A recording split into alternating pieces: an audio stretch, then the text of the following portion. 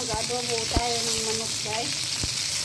Ang nilalagay ko lang dito, bawang at pagkaluya lang. Ibigisa ko siya kakaibang adobo ito. Susubukan ko kung masarap pa na walang sibuyas. Ito na siya guys. Pwede na natin ilagay ang manok.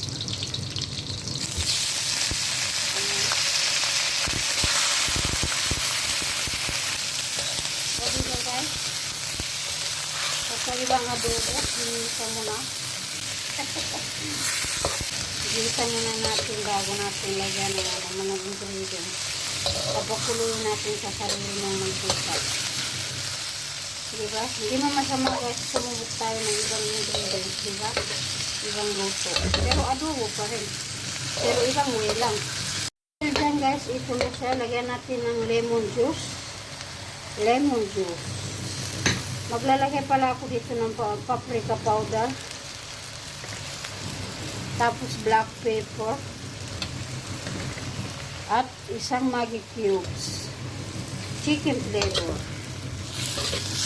Ayan. So, i-mix natin yan guys. Tapos maglalagay ko ng toyo dyan mamaya. Lagyan natin ng toyo yan. So, adobo. Tingnan natin kung anong lasa ang ginigisa na adobo. Masarap din naman yun. Alam ko. Guys, lalagyan na natin ng toyo. Ang gamit ko silver swan. Ayan.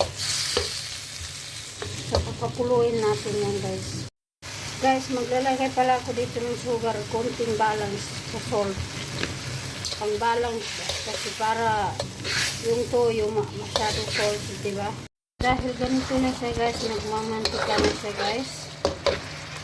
Tama na ito kasi okay na ito. Nagmamantika na siya. Ito yung walang sabaw na adobo.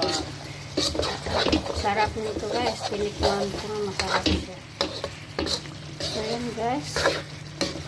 Tanggalin ko na ito sa ating kawali kasi luto na siya.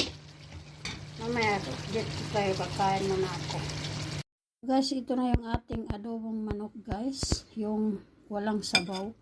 Yung pinatuyo sa mantika ba. Tapos may chili. So yan guys. Kain pa tayo guys. Meron pa dyan chili na green, hindi pa luto. Hindi pa nakontento dito sa luto na. Ito yung ating ulam for today's video. Kain po tayo guys. Simpleng ulam pero okay lang, masarap naman.